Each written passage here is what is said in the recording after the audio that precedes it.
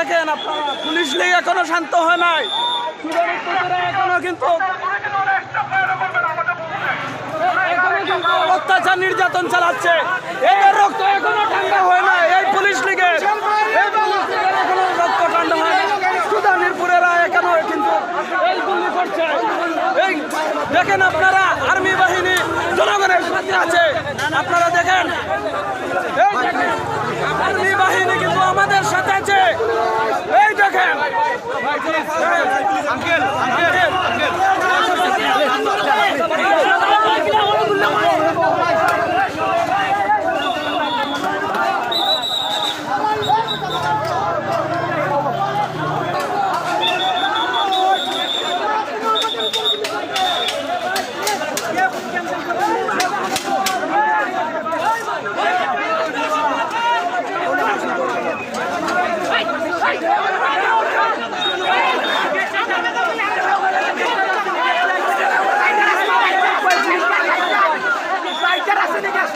পুলিশের কালভাত ভেঙে দেওয়ার জন্য জনগণই যথেষ্ট।